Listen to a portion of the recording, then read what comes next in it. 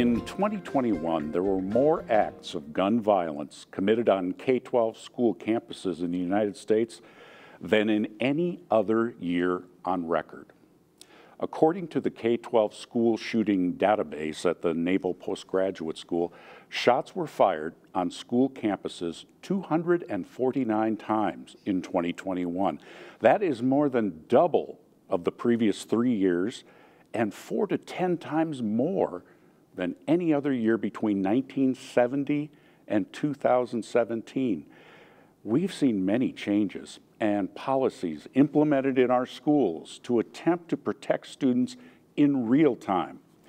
Now, a team of Minnesotans is learning how we may be able to stop these terrible acts before they happen. And that's new. Dr. Jillian Peterson is a professor of criminology and criminal justice at Hamline University. And Dr. James Densley is a professor of criminal justice at Metropolitan State University. That's part of Minnesota State System. Together, this team has formed the Violence Project, and they've co-authored a fascinating book about this terrible problem, this terrible topic called The Violence Project. And we welcome you both to our program. Thank you very much for joining us.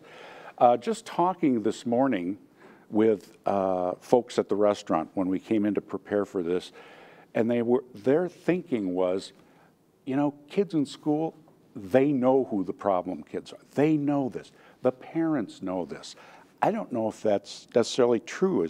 Does your information say that's the case, maybe? To some extent, yes, inasmuch that the perpetrators of school violence tend to be school children. And so that means they are the people who are coming through the school doors every day. And they are people that teachers, fellow students, counselors in the building know. The challenge is, do we recognize those warning signs when they're there? And do we respond appropriately to them? So often we take a punitive approach to whenever a student is sort of expressing some sort of challenges within a school environment. And that might be pushing them further out and further away and actually leading them more closely to the pathway toward violence. We're trying to sort of change that script a little bit, flip it around and say, if we can notice who these people are, can we bring them in? And can we give them the sort of help and support that they need so that they don't act out violently in a school building? And what you have, I suppose, Jillian, two things working against you. Number one, there are a lot of legal protections. That's a good thing for students, but it's hard to share information or disclose things. That's just my understanding. You know, and number two, situations at home are so difficult, and children can change from one day to another. So finding that information is a challenge. It is. What we've seen when we've looked at incidents where a school shooting did happen is that there's this teacher who was worried for this reason, and there's this counselor that was worried, and this friend, and this classmate's mom, and everyone's sort of holding this little piece of information, but no one's putting together those pieces. It's nobody's sort of building that puzzle to say, wow, there's a lot of things going on here. And what we encourage is not, you know, profiling kids and saying we think this kid might be a school shooter, but instead taking the approach of saying, this is a kid who seems like they're in crisis. This is a kid who's showing us signs that they are in need of help. And how do we as a school and as a community make sure they're getting those resources? And the best way to do that is with school-based resources, because it doesn't require the family to go find other resources in the community. But how can we provide those services and intervene and then follow up and make sure it's working? Because we are fairly well with metal detectors. There's those things in the schools. A lot of schools have law enforcement. And are we saying that those are part of the puzzle, but it's not, you know, these people are doing these crimes from within the building, if I'm understanding it correctly. They're already inside. That's exactly right. So on the one hand, that is a part of school safety, but what we're trying to advocate for is holistic school safety. And that goes beyond just the metal detectors, the bulletproof glass, the school resource officers, and other factors. I think we've spent a lot of time focusing on practicing for one of these rare events, as opposed to truly preventing these rare events when they occur. And what we mean by that is recognizing if a student is an insider to the building, if it's somebody that we know who's going through the metal detector every single day, who knows the school resource officer, it's not a surprise the resource officer's there, they've seen them every single day. It's not a surprise that we have these lockdown procedures because they've gone through them too. So if all that is true, how do we use that as part of the solution, but think to ourselves, but we've got to be doing more. We've got to be doing more to recognize when that student's off, when that student's showing us that they're maybe crying for help, and that we need to be attentive to that to get them the support that they need. And it really comes down to everybody in the school creating a climate where it feels safe to talk about the challenges that we have, and then in turn, getting people connected so that they're empowered, really, to be part of this school safety apparatus together. And you've suggested a crisis response type team within the building. But what about the young people themselves? You know, I don't know if it's human nature, I think it is, that nobody wants to tell, a peer to peer doesn't want to tell on so-and-so, and they don't want that person to be stigmatized or come back at them. That's a toughie. It absolutely is, and we do see that with our research. I think a lot of the systems that we've put in place, like the metal detectors and like the bulletproof glass and the police officers, make the assumption that the threat is some scary outsider trying to enter the building. The reality is, over 90% of the time when this happens, it's a child who goes to that school. It's an insider. So that means some of those things aren't going to work as well, but it also is kind of hopeful because that means all these warning signs we're able to notice. This is a kid we're seeing every single day, and the people who tend to notice that things are off are their peers and are their classmates. So how do you build a culture within the school that makes sure those kids feel safe to tell other people, that they trust the adults in the building, that the response they get is not going to be punitive and scary, but one of care and compassion? And so that all goes down to building this kind of trusting, warm, welcoming school environment where there's really strong, trusting relationships between kids and adults in the building. So it's all on the leadership of the building to make it so. I mean, there's not a computer program or app that can do this, is what you're advocating, you're saying. Yeah, I mean, in many ways, the solutions that we found through our research are sort of simple, right? It's human connection. It is building those relationships. It's checking in with people. It's talking to each other. I think we have a tendency to think if only I could find the right app, right, or the right screening tool, that would do it. But I think it's really going back to building those warm, welcoming environments where kids feel safe to disclose when they're worried about each other. And then what do you do when you have the information, looking at student rights and what can be done? Because if you identify a child and work with that person, and then unfortunately something happens, the school is going to be really in a tough situation. And so there might be that reason to not want to engage. I don't know if I'm making myself clear on that, but send them home, or what do they do once they have that information?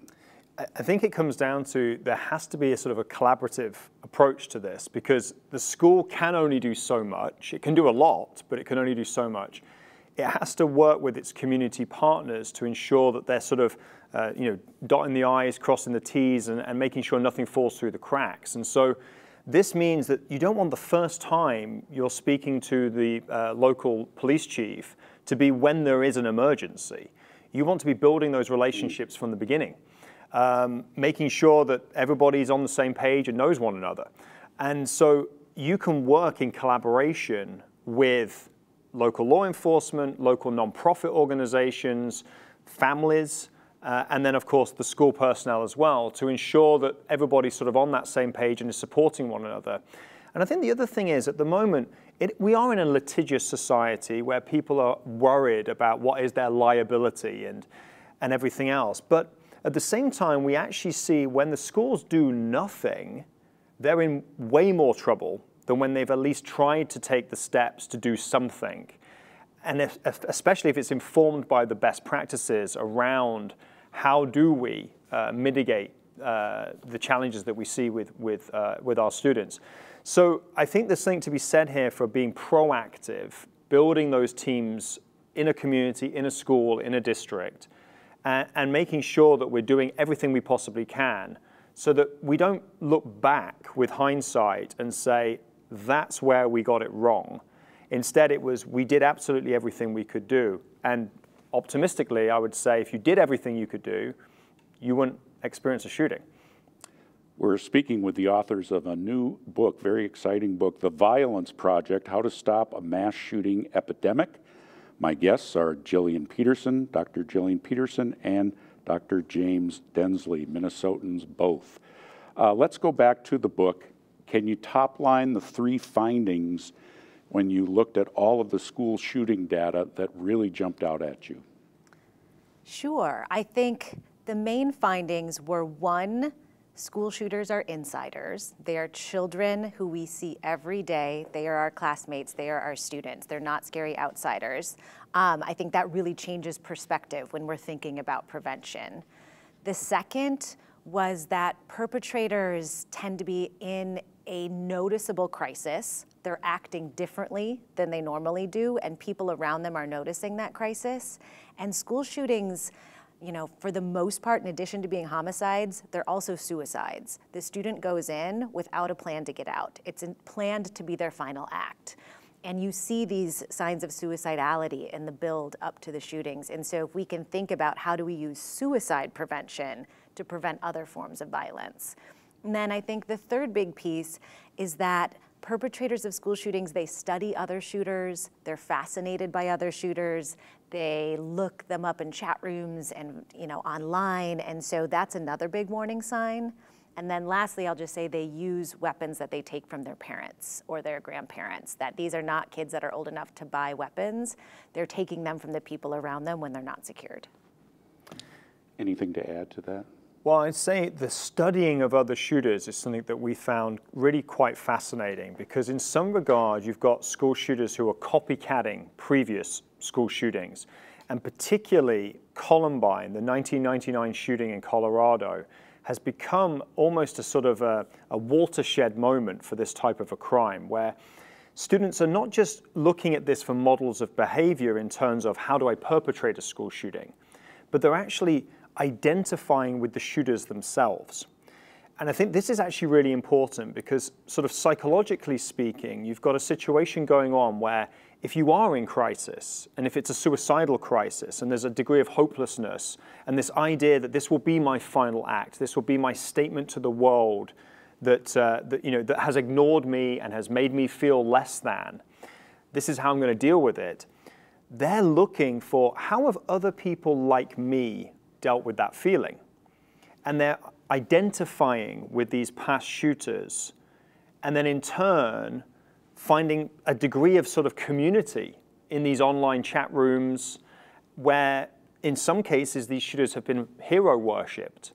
So there's an element of this that's playing into these types of shootings, which can create a sort of contagion element to them. People are copycatting, not just because of the crime itself, but because they're trying to identify with those shooters.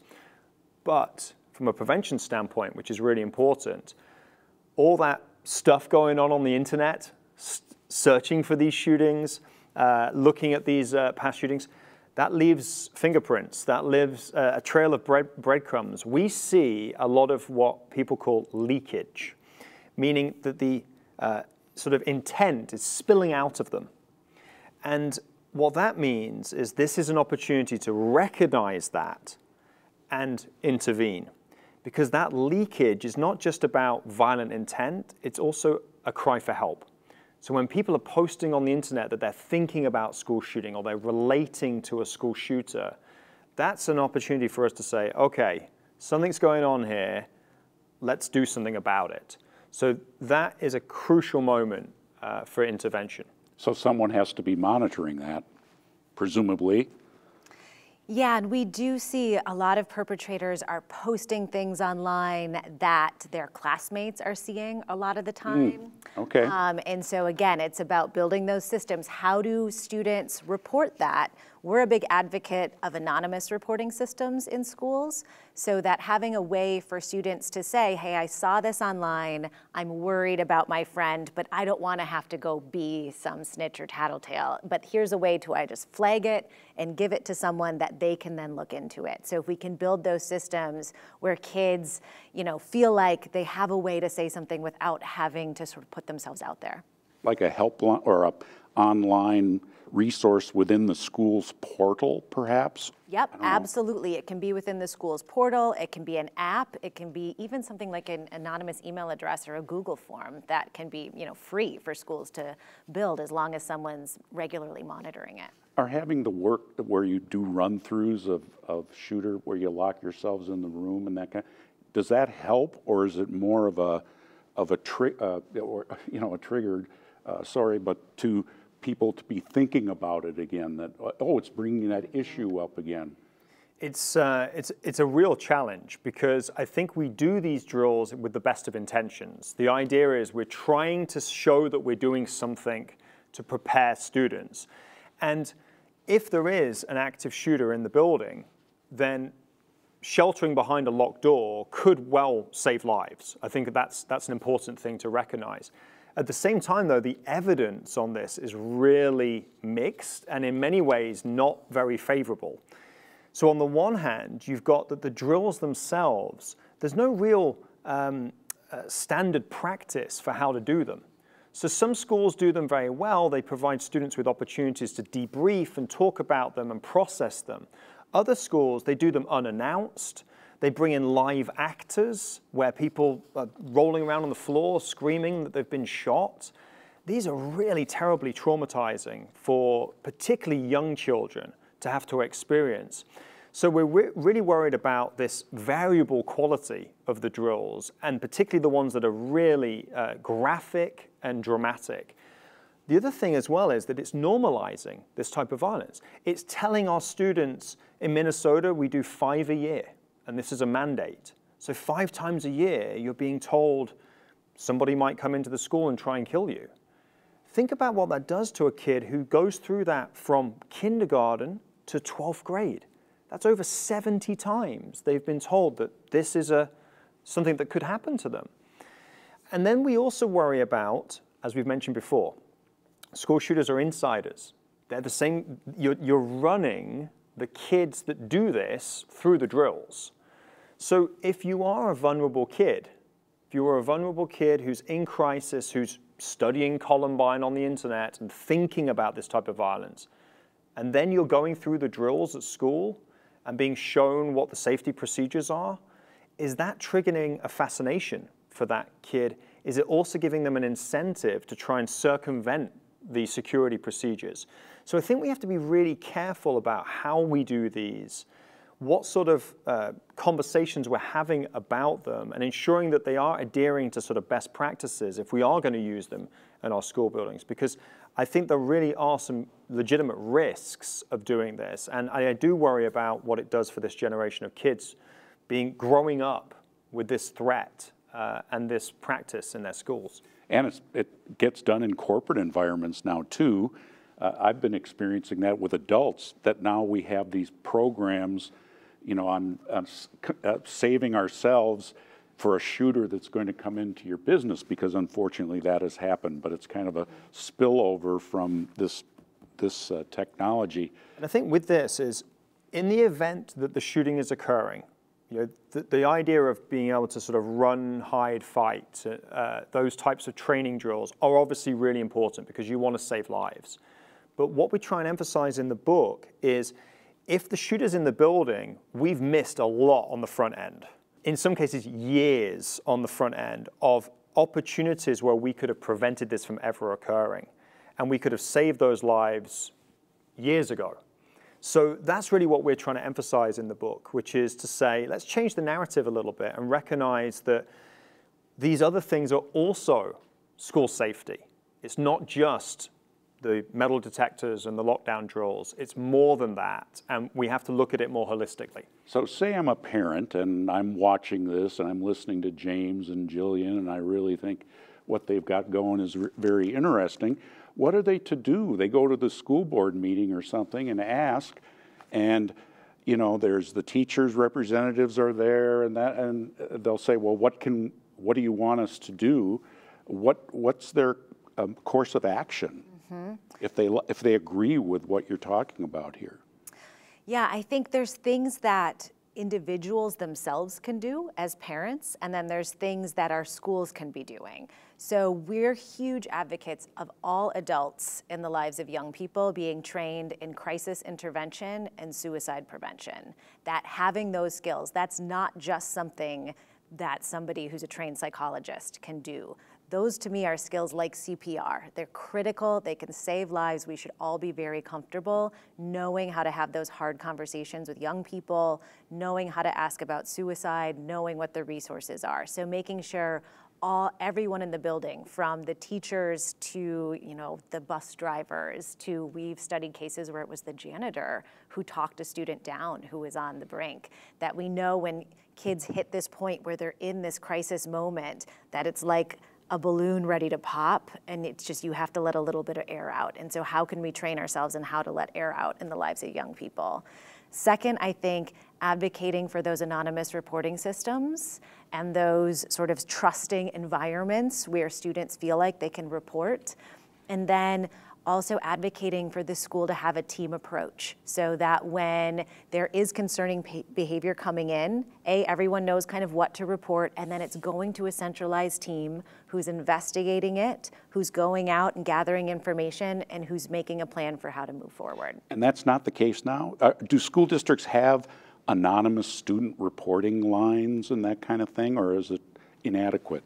You know, it really varies by school and by district. There are certainly some districts who do have anonymous reporting systems, who do have a really well-developed team approach, that they may just need to do a little bit more with thinking about what are my intervention options, what is my follow-up. There's some schools and some districts that have nothing, that this is really very new to them. And I think we saw this play out on November 30th at the Oxford shooting, where there was a ton of warning signs, but nobody was putting together those pieces. And so there are schools that I think are being pushed to think about this in new ways. The nice thing is the biggest resource this takes is time, right? It's not an incredibly expensive. It's not you need all this specialized equipment and these specialized doors. You just need people who have the time and the space to sort of have conversations about young people in their building. James, what work did you two do in leading up to this as far as getting the information that was usable in this unique way? Because I have to say, you're getting a lot of attention from this wonderful book, national, international folks. What did you do to bring about these outcomes that you have here in the book? Yeah, thank you. We started off, I think, generally sort of frustrated with the level of discourse around this type of a crime. We felt like every time a mass shooting occurred, it was becoming like it was a routine, and that you'd get the same solutions kind of wheeled out. Everybody would agree to disagree, and then we go back into our hiding again until the next one happened. So that was really the start of the motivation. And I think as a sociologist by training, I was looking at what are the societal factors involved in this type of a crime. And then Jill, as a psychologist, is coming at it more from what are those individual factors. And I think those two perspectives really balanced each other out. So what we did is we built a database of mass shooters. These were individuals who'd killed 4 or more people in a public space. And we got about 180 of them going back to 1966. And then we coded them on over 150 different life history variables. So we looked at everything from their childhood, their education, their parents, their mental health and physical health histories, how they got access to firearms, the type of mental health crisis that they might have been in, whether they played violent video games, you name it, we looked at it. So that was sort of phase 1 of the project. We were very lucky then to get some funding from the National Institute of Justice, which is the research arm of the US Department of Justice. That enabled us to really accelerate not just the database work, which we did working with students at Hamline University who were phenomenal, helping us comb the darkest corners of the internet for as much information as we could find. But then we spent some time interviewing perpetrators of mass shooting. We actually wrote to a number of them who were incarcerated in prison, and we exchanged letters back and forth, and also phone calls and interviews, learning about their lives. And then we tried to get a 360-degree look at this problem. So in addition to the perpetrators, we also talked to survivors of the shootings. We talked to victims' families. We talked to first responders. We talked to family members who knew the shooters and who knew the victims. And we really tried to look at this from every angle to see, okay, if we now know this in a more in-depth way, can that lead us towards some solutions? And that's really what the book is about. It documents that process, and then it documents all the solutions. And the statistics, current or former student at the school, 91% of those shootings happened with somebody who's familiar there. There's the preconceived notion that it's somebody from the outside or someone with an axe to grind and some other issue. The other thing that was interesting in looking at the information is you talked about suicides. Some of these folks had tried suicide other ways before the school shooting method. So that's a huge indicator. Would that trigger some kind of activity from the school district if they learn of these things now, or are they forbidden from asking these kind of questions or getting this information from law enforcement, from hospitals or the parents? Are their hands tied to learn about these things? You know, certainly there is some protection around things like medical records or criminal records, but when it comes to things like previous suicide attempts or thinking about death and thinking about suicide, those are certainly questions that can be asked by people at the school district. I think what we find is people get nervous to ask those questions because then you have that information, right? And then it's kind of on you to connect people, and that information is so heavy, right? When we ask those questions, we don't always want to know the answers because then we have to do something about it. And so a lot of this, we advocate for just building people's confidence. You can ask someone if they're feeling suicidal. That's not going to make them suicidal if they weren't before, right? It's not a scary question. If you get a yes, that doesn't mean you have to panic. That means you ask some more questions, you figure out where they're at, you figure out what resources they need to be connected with. But you know, one of the school shooters that we interviewed pretty extensively in the book, who's serving life without the possibility of parole, he had a number of previous suicide attempts. He attempted suicide the morning before he committed the shooting. It didn't work. And when he went to do the shooting, his plan was to be shot by the school resource officer. It was, in a sense, a suicide attempt. And we see that play out again and again. And so that's not an isolated story that you heard when you interviewed these people? No, this was actually something that was a big aha moment for us in the course of the research, which was looking at this overlap between suicide and homicide in the case of these mass shootings. So we see that over a third of the people in the database had prior sort of suicide attempts or suicidality, an ideation before the shooting. And then on the scene, it's about sort of 40% who take their own lives when they're perpetrating these shootings. And then law enforcement also take many people's lives in the course of this crime. So what you see is, over half of the individuals in our database are dying on the scene. And that's what made us realize this is also about suicide as much as it is about homicide. And this idea of, if you're going to perpetrate a mass shooting, there really is only three outcomes. One is you will take your own life. The second is law enforcement will take it for you. Or the third is you'll spend the rest of your life in prison. Or, depending on the state, you'll die in prison because you'll be executed, death penalty. So it's intended to be a final act. There's no plan to sort of slip on a disguise, run for the border, try and get away with it. You don't get away with a mass shooting. It's a very different type of crime, and so some of the ideas that we have about crime prevention maybe don't fit perfectly with this type of a crime because of that, and that's where the suicide connection is really important. I don't know if you touch on it, but media literacy too. I mean, our whole worldview is internalized because of social media. It's entirely consuming our generation, our world, and so there are benefits to it, certainly, of having these tools, but you tend to internalize that everything that's bad is happening to me because I'm reading about it here. And if you're a young person, maybe you're just thinking, you know, my life really is going out of control because of all these things happening all over the world that I'm seeing all the time. And you couple that with COVID, the lack of faith in institutions, that type of thing. There could be a media literacy piece to this. Maybe it's a generational thing that we have to get through this, learning how to utilize these tools. Do you think that's a major factor, or just something?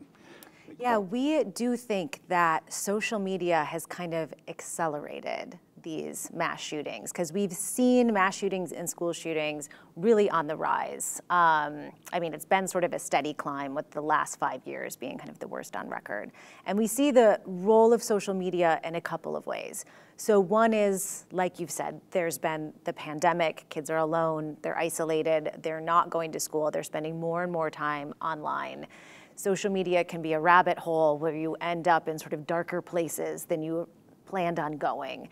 And there can be people there validating your feelings, validating violence, right? Validating hate, kind of increasing this radicalization process that we see perpetrators go through, where I think one sister of a perpetrator described it to us. She said, at first he was, what's wrong with me? What's wrong with me? What's wrong with me? And then there was a shift when he got online that was, what's wrong with everybody else? And it was that shift towards that anger that she saw these chat rooms in these communities kind of bring out in him. So there's that piece.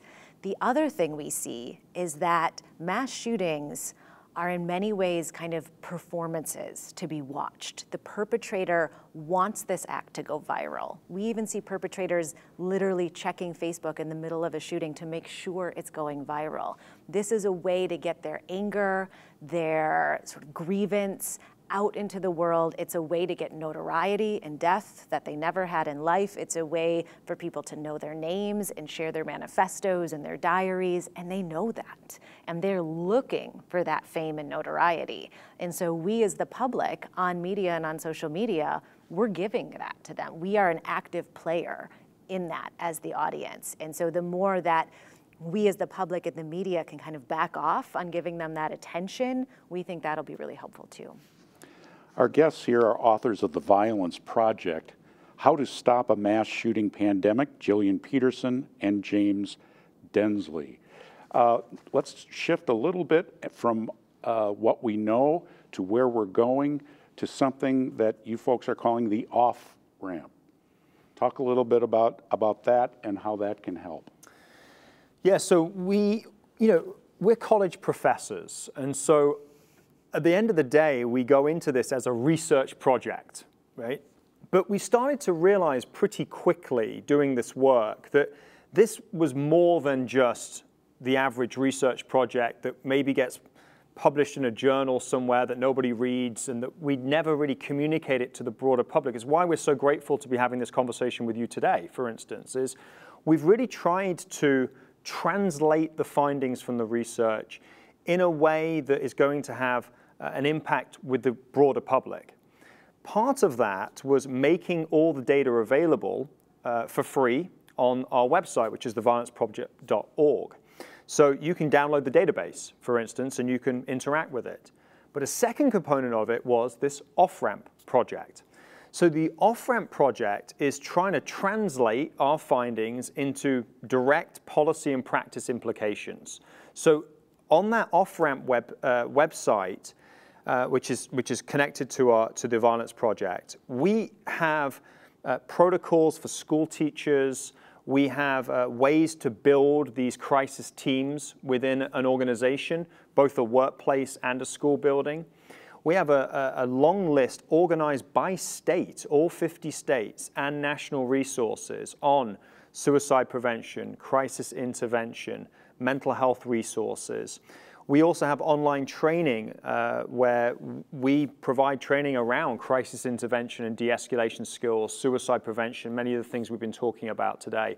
So the whole idea is really to sort of make this as accessible as possible, because as we say with the off-ramp, we're trying to divert people away from that pathway to violence. We're trying to build those off-ramps so they can get off that trajectory, and that's really the goal. Are you able to track this now, this actionable? Can somebody take action using this product and then track it so you can see what works, what doesn't?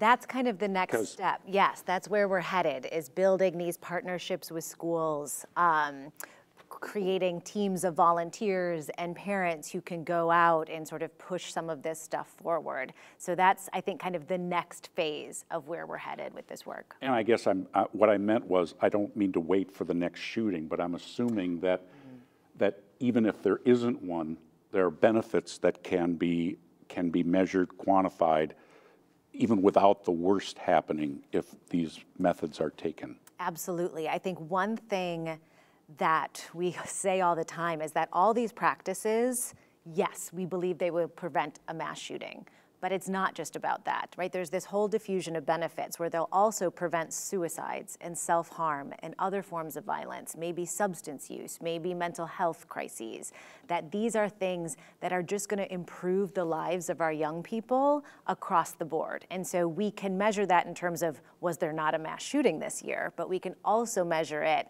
in terms of the outcomes that we're seeing in our schools and in our kids. Something that's not directly related, a few years ago, though, education officials in Minnesota, I don't know if you're aware of it, took surveys to determine when children are young what they'd have to plan for, even down to building prisons and the like, the ACEs survey. I remember that was a big story a few years ago. Is that a good thing as far as your research? Does it help inform you at all? It's really interesting you mentioned ACEs. So ACEs are adverse childhood experiences is what we're talking about. And so this is actually another through line in the book. There's actually a whole chapter dedicated to the concept of trauma and what it means to be trauma informed in the work that we do, to recognize when children have experienced trauma and to give them the type of support that they need to overcome that trauma. But we do see as well in the lives of mass shooters that some of them have experienced terrible adverse childhood experiences where they've been subject to abuse and neglect. They've maybe even experienced parental suicide and other factors. And it's gone sort of unaddressed. There's never really been that intervention to get that kid the support they need. And then later down the line, it festers and it builds to something else. And often as well with the mass shooters, we saw intergenerational trauma.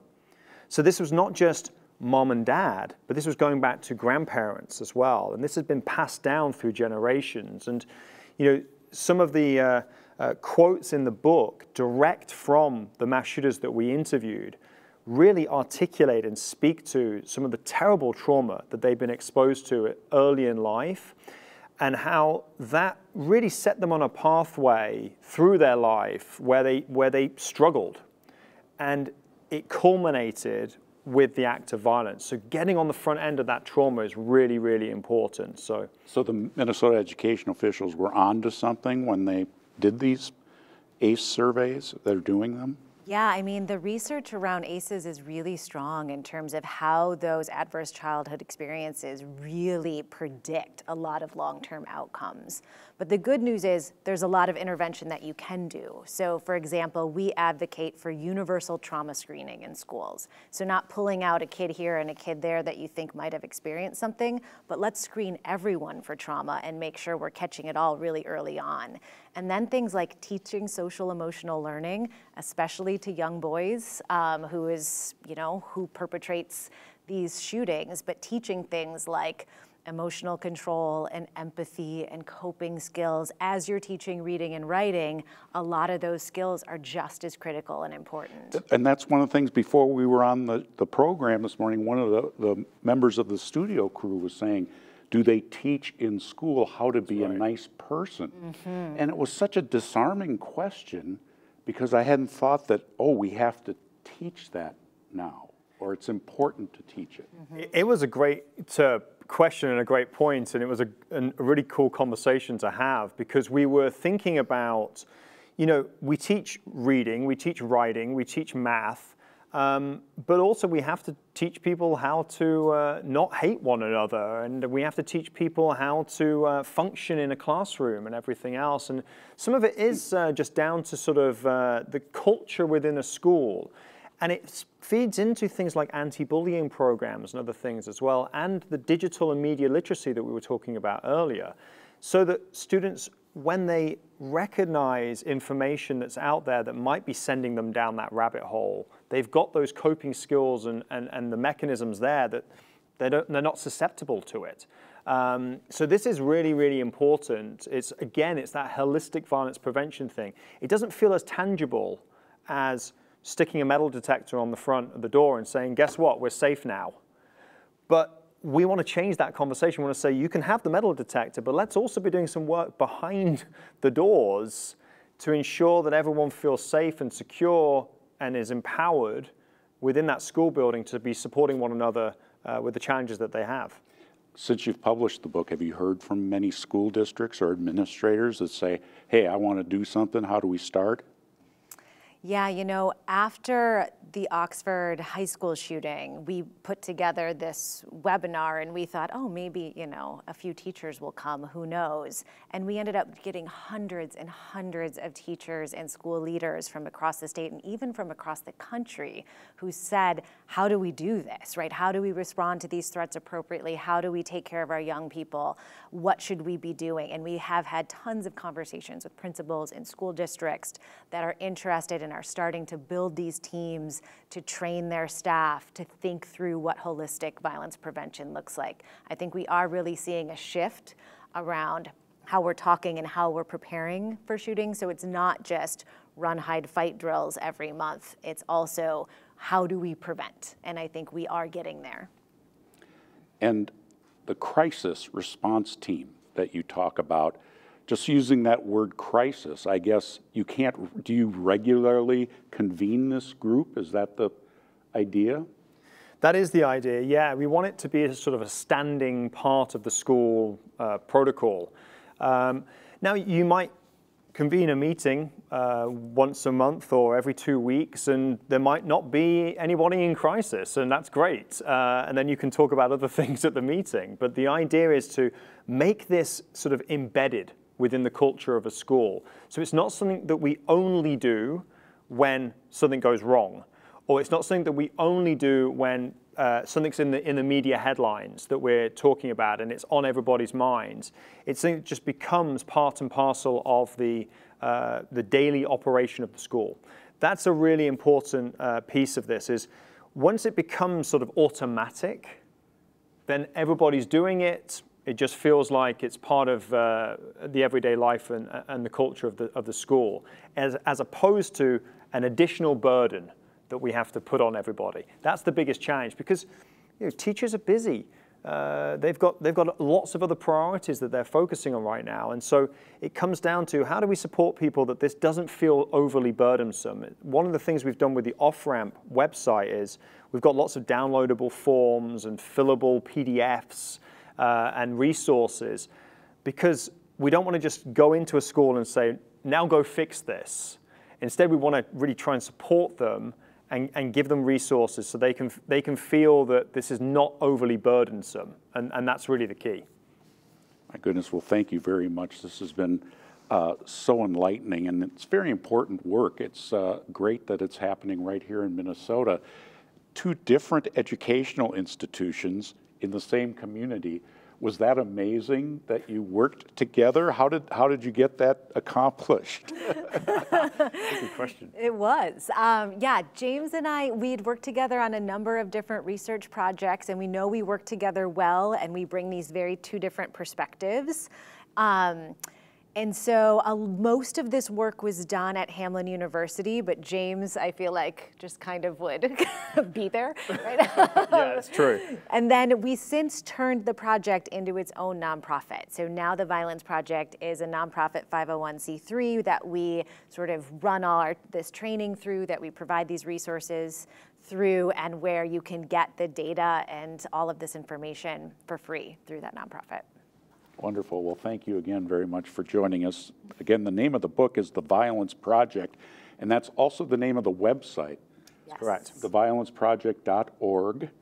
And from there, you go to the off-ramp. The off-ramp is not a separate. There is the offramp.org if you want to go direct, but you can get directly there through the Violence Project as well. The two are connected. All right.